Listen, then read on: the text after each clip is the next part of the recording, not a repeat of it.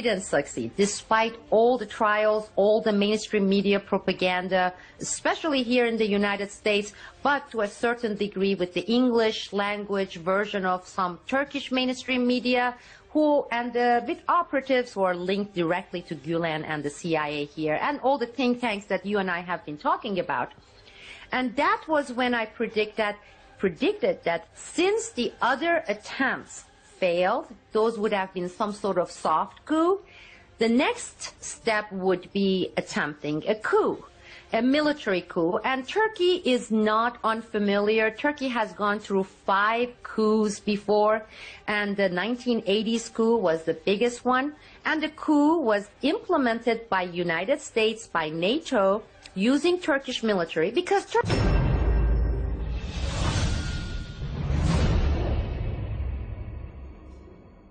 So on Friday, we just found out through the Twitter and through the U.S. mainstream media here that that coup was in play.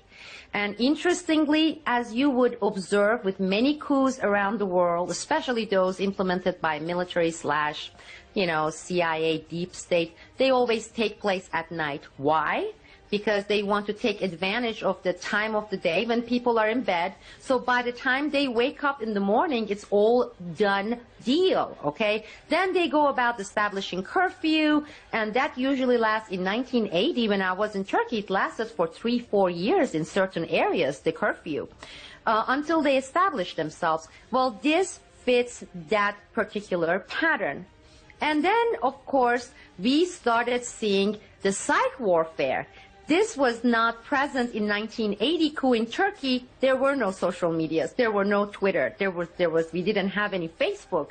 But Spiro and I spent that entire day in front of the monitor, in front of our computer, and we are checking all the information that is being poured into the social media channels, such as Twitter. And lo and behold, we see this tweet popping saying, Erdogan has trying to escape the country. He's flying all over Germany, can't land. He wants to have asylum in Germany. The moment we saw this tweet, it was psych warfare written all over it. Because what would you like to do to demoralize people and make the coup successful? You either false information, declare the leader dead, and that is amazingly effective because people get demoralized. They are saying it's a done deal. We don't even have a leader anymore. Or they say your leader ran away. He left you and he wants to go and get asylum in UK or United States or Germany, which they tried to do. So at that point, I started chasing these tweets and saying, where is your source and where is the link? Where are you getting this information?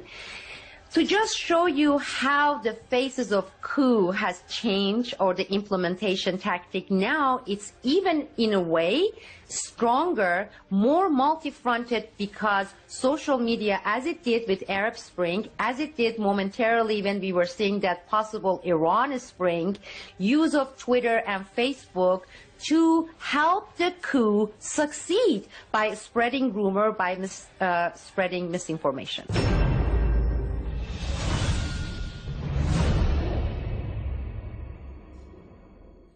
Well, I would distinguish between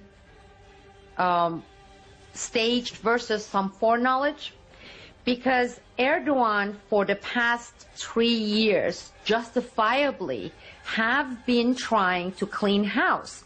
Because as we have received, this is documented facts, a certain percentage of military has been infiltrated by CIA Gülen network.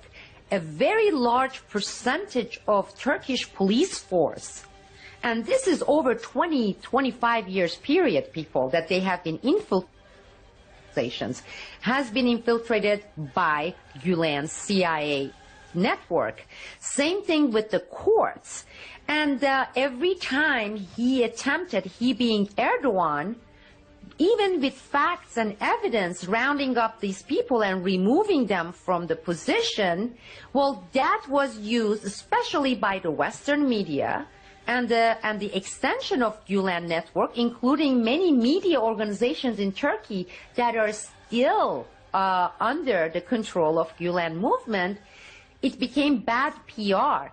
He is being dictator. Look at this. He's removing secular thinking people from the military because he wants to bring Sharia law. Now, the real Sharia law actor for the CIA happens to be Mullah Gulen, the man who lives in the United States and gets to be every day more powerful, a man who's taking hundreds of elected U.S. representatives into fancy schmancy expensive trips, a man who goes and builds madrasas around the world. That's the Sharia man, CIA Sharia man, accusing Erdogan of being a dictator. And we have been watching it unfold, James. This way, the idea, the notion, the rumor of the coup being staged has been floating for quite a while. I would say close to a year. Even when I was in Turkey last year, there were people who were whispering. They were saying, with election it didn't work. It didn't work with organizing protests. Basically, they're going to come like they did in 1980s and we're going to have a military coup. I think this was their dry run. I think this was a warm-up coup. And the real big coup is still on its way against Erdogan. Maybe with this one, and this is a maybe, I'm putting a hypothesis label on this. Maybe it was to, you know how you check the patient's pulse to see what kind of shape that person is? Maybe they're trying to really take the pulse of the nation to see whether or not they are going to really oppose the coup. Where is going to be the public opinion? Where is going to be the public stand? What kind of holes would be in the plan?